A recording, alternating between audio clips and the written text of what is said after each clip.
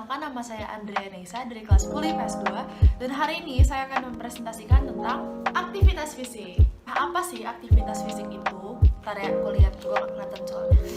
Nah, jadi aktivitas fisik adalah kegiatan dalam durasi waktu tertentu yang membutuhkan energi dan pergerakan otot-otot kerangka.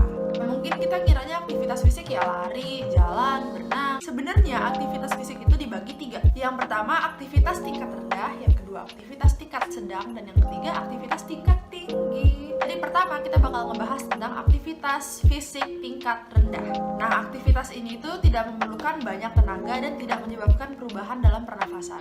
Contohnya apa aja? Berjalan, duduk, berdiri. Yang kedua adalah aktivitas fisik tingkat sedang. Nah, ketika kita melakukan aktivitas dengan tingkat sedang, tubuh akan sedikit berkeringat, denyut jantung dan frekuensi nafas menjadi lebih cepat, tetap dapat berbicara tetapi tidak bisa bernyanyi. Contohnya, berjalan ke kelas, ke kantor, ke toko, habis itu berjalan untuk rekreasi. Yang kedua, berjalan menuruni tangga atau bukit. Yang ketiga, bersepatu roda dengan kecepatan sedang. Yang keempat, bersepeda dengan kecepatan 5-9 pada permukaan datar atau sedikit tanjakan. Yang kelima, sepeda stasioner menggunakan usaha sedang. Yang keenam, kalistenik ringan. Dan yang terakhir adalah yoga. Yang terakhir adalah aktivitas fisik tingkat tinggi. Nah, kalau di aktivitas fisik tingkat tinggi ini pasti akan lebih capek karena tenaga yang dikeluarkan lebih banyak. Habis itu denyut jantungnya juga makin cepat. Nah, contohnya apa aja sih? Yang pertama, berjalan dengan kecepatan 8 km per jam atau lebih. Yang kedua adalah jogging atau berlari. Yang ketiga adalah pendakian gunung dan panjat tebing.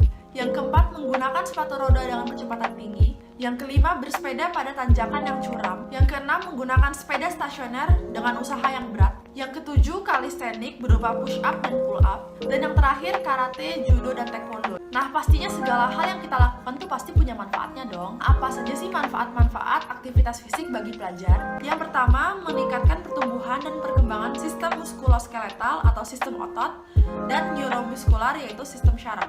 Yang kedua, membantu dalam perkembangan kehidupan sosial remaja, percaya diri dan interaksi sosial.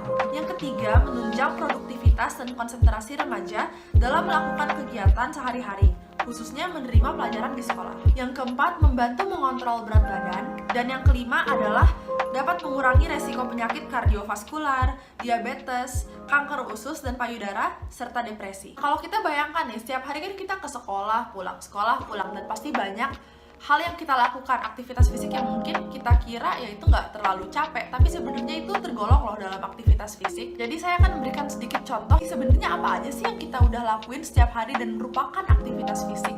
Yang pertama adalah menaiki tangga. Nah, setiap hari kan pasti kita naik tangga kan, itu capek loh. Yang kedua adalah menyapu lantai. Nah, mungkin kalau menyapu lantai kita nggak ngelakuin itu bahkan di sekolah, tapi itu adalah aktivitas fisik yang biasa kita lihat oleh para OB. Ketiga adalah menggunakan sepeda ke sekolah. Nah, ini siapa nih? Ini bagus nih kalau misalkan ke sekolah pakai sepeda, berarti mengurangi polusi. Bagus. Yang keempat adalah lari pagi atau jogging. Nah, biasanya kalau misalkan pelajaran PJOK-nya pagi-pagi ini atau agak siangan, nah itu kan kita ada paling jogging tuh, jogging lapangan. Yang terakhir adalah mengikuti ekstrakurikuler bela diri. Seperti yang tadi saya sudah jelaskan, salah satu manfaat aktivitas fisik bagi pelajar adalah mengontrol berat badan.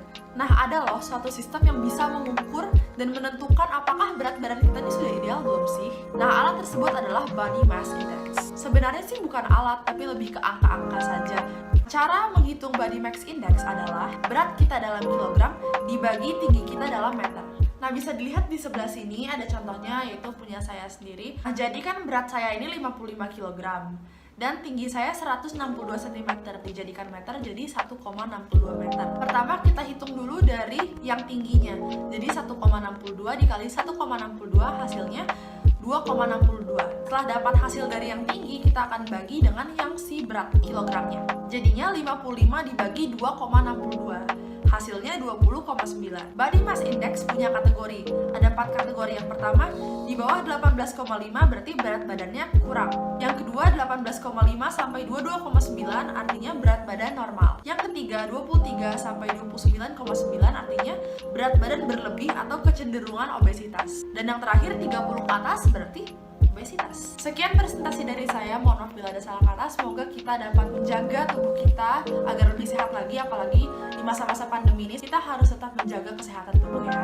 Wabillahi taufiq wal hidayah. Wassalamualaikum warahmatullahi wabarakatuh.